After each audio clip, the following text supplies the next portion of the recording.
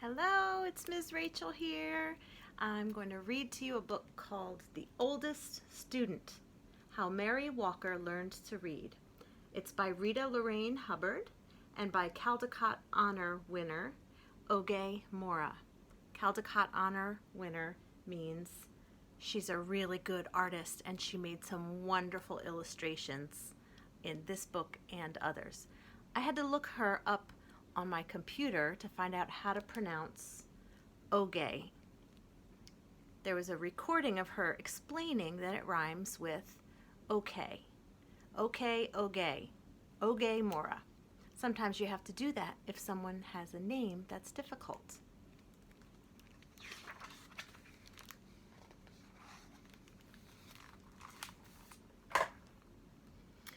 Whenever young Mary Walker was tired, she would shield her eyes from the sun and watch the swallow-tailed kites dip and soar above the trees.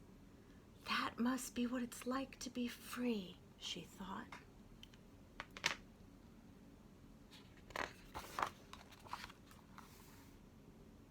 But Mary didn't watch for long.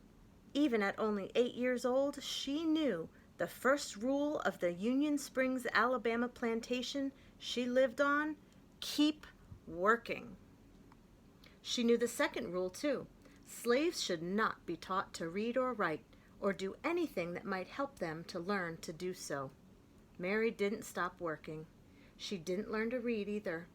But at the end of each long day picking cotton, toting water to Papa and the other slaves who chopped wood for the train tracks, or helping Mama clean the big house, she would lie in her little bed next to the crumbling fireplace and think about those birds.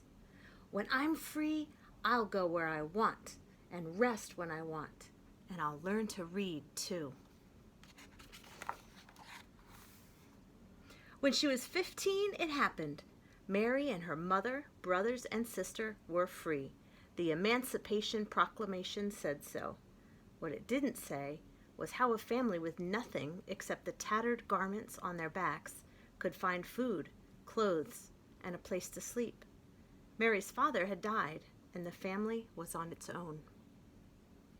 Freedom Road! To Freedom Road!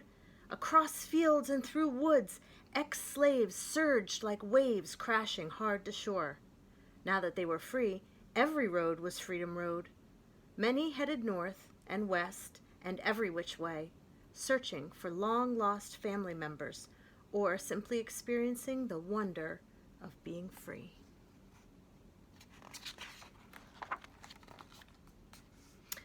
Others, like Mary, chose to stay in the South. An organization called the Freedmen Bureau helped those who stayed to find shelter on abandoned Confederate land.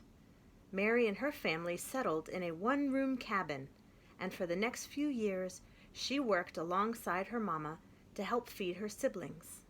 7 days a week, she churned butter, cleaned houses, and cared for other folks' children. The hours were long, and if Mary was thirsty or hungry or needed to use the outhouse, she had to wait until she got home. At week's end, she would offer Mama the only one lonely quarter she had earned.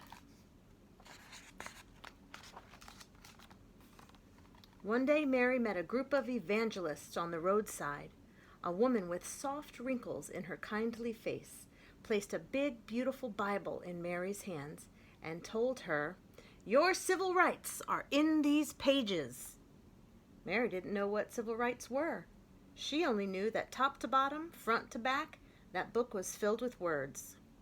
"I'm going to learn to read those words," she vowed. But not today. Today, there was work to be done. And tomorrow, too. When Mary got married, she and her husband worked as sharecroppers, renting someone else's house, using someone else's tools, and planting someone else's seeds to farmland they would never own. After they harvested the crops, almost all the money they earned went to pay for the housing, tool, and seed costs. Mary was 20 years old when her first son was born.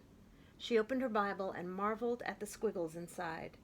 There had been no time to learn to read. A friend wrote Mary's son's birth date in the Bible, August 26, 1869. Then Mary dipped a pen into an inkwell and made her mark beside it. Not a letter, not a name, just a mark. It was the best she could do.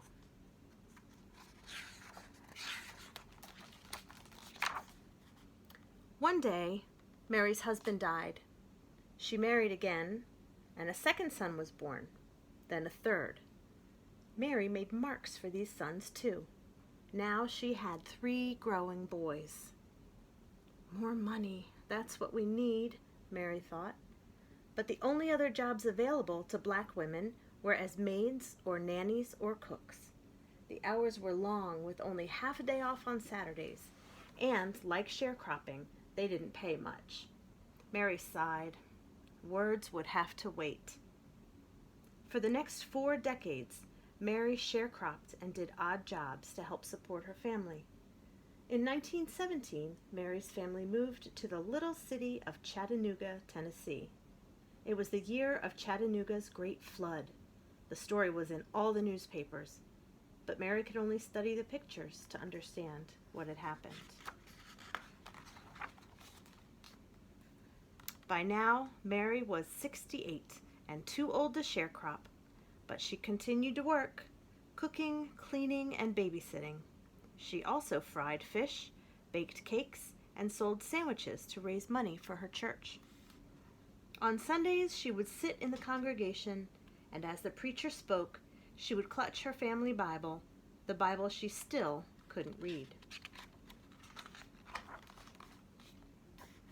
When Mary was well past 90, she and her husband sat in their creaky rockers while one or another of their sons read to them. After the 2 younger boys died, the eldest read. Then Mary's husband died. Several years later, her eldest son died, too. He was 94. Mary had outlived her entire family. She was 114 years old and alone. "Can't read," she said. "Can't write. I don't know anything." Mary stood at the window of her retirement home and gazed down at the world below. Words were everywhere.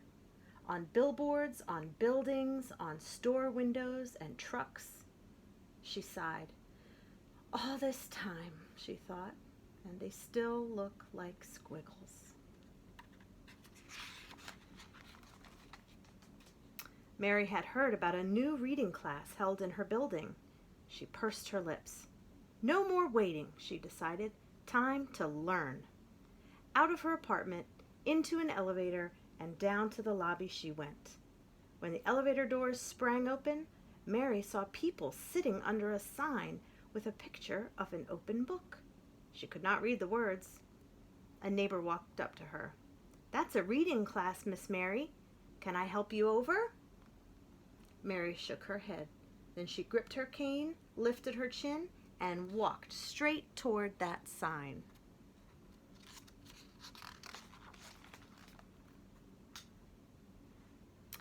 For the next year and more, Mary put everything she had into learning to read. It wasn't easy. After all, she was the oldest student in the class, and probably in the entire country. Could someone her age learn to read? She didn't know, but by God, she was going to try. She studied the alphabet until her eyes watered. She memorized the sounds each letter made and practiced writing her name so many times that her fingers cramped. She learned to recognize sight words and then challenged herself to make short sentences with them. She studied and studied until books and pages and letters and words swirled in her head while she slept.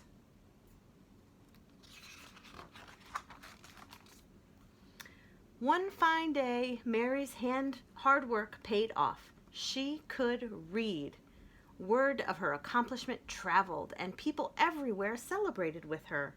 Chattanooga's mayor, newspaper journalists across the country, and a man from the U.S. Department of Education who said, Mrs. Mary Walker, I pronounce you the nation's oldest student. All shared her joy.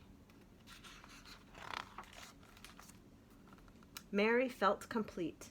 She still missed her sons, but whenever she was lonely, she read from her Bible or looked out her window and read the words in the street below. From then on, Chattanoogans honored Mary's achievement with yearly birthday parties. In 1966, President Lyndon B. Johnson sent well wishes on Mary's 118th birthday. And in 1969, President Richard Nixon did the same. Mary was now 121 years old. Mary received many gifts over the years: a radio, a sofa, her very first television, a new Bible, the key to the city, and perfume and champagne from the Canadian Mounties. She also received something that brought back those long days in the Alabama cotton fields: her first airplane ride. From the cockpit window, Mary gazed at the trees and rooftops below. No different than a horse and buggy ride, she joked, but she knew it was. As the airplane dipped and soared like those swallow-tailed kites of long ago, Mary decided that flying was a lot like reading. They both made a body feel as free as a bird. Each year before her birthday celebration came to an end, someone would whisper, "Let's listen to Miss Mary." The shuffling and movement would fade away until not a sound was heard.